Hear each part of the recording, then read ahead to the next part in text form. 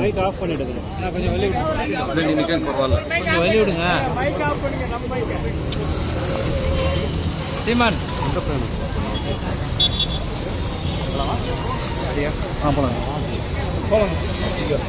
இந்திய கம்யூனிஸ்ட் கட்சியின் சார்பாக பத்திரிகை மற்றும் ஊடகத்துறை நண்பர்களுக்கு புரட்சிகரமான வணக்கங்களை தெரிவித்துக் கொள்கிறேன். இன்றைக்கு இந்திய கம்யூனிஸ்ட் கட்சியின் விவசாய பிரிவான தமிழ்நாடு விவசாய சங்கத்தின் சார்பாக கிருஷ்ணகிரி மாவட்டத்தில் மா உற்பத்தி செய்கின்ற விவசாயிகளுக்கு அரசாங்கம் கட்டுப்படியான விலை நிர்ணயம் செய்யப்பட வேண்டும்.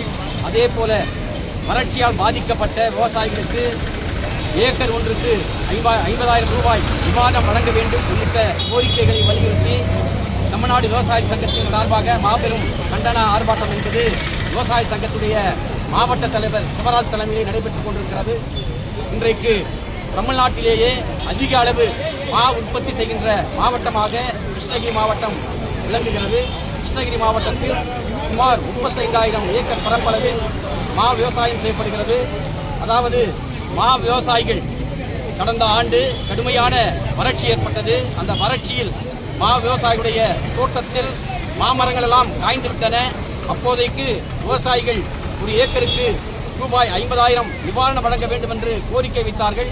தமிழ்நாடு அரசும் அறிவித்தவாறு தமிழ்நாடு அரசு இந்த நிவாரணத்தை வழங்கவில்லை. ஆகவே பாதிக்கப்பட்ட விவசாயிகளுக்கு ஒரு ஏக்கருக்கு 50,000 நிவாரணம் வழங்க வேண்டும். அதே போல இன்றைக்கு இந்த ஆண்டு மாவிளைச்சல் அதிகமாக இருக்கிறது.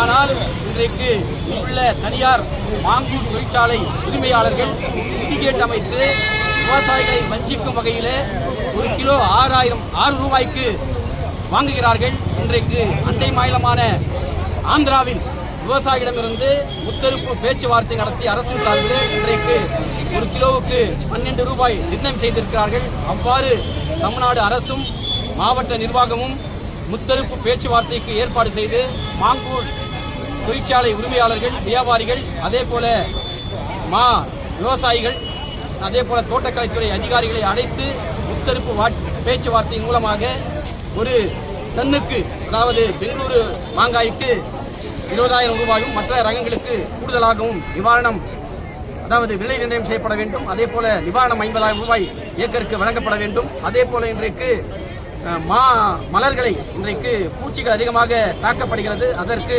தோட்டக்கலை துறை அதிகாரிகள் மூலமாக விவசாயிகளுக்கு அதற்கான ஆலோசனைகளை வழங்கி, அதே போல பூச்சிக்கொல்லி மருந்துகள் அரசின் சார்பிலே அவர்களுக்கு மானிய விலையிலே வழங்கப்பட வேண்டும். அதே போல சொட்டு நீர் பாசனத்துக்கு ட்ரிப் இரிகேஷனுக்கு முழு மானியத்தோடு விவசாயிகளுக்கு வழங்க வேண்டும்.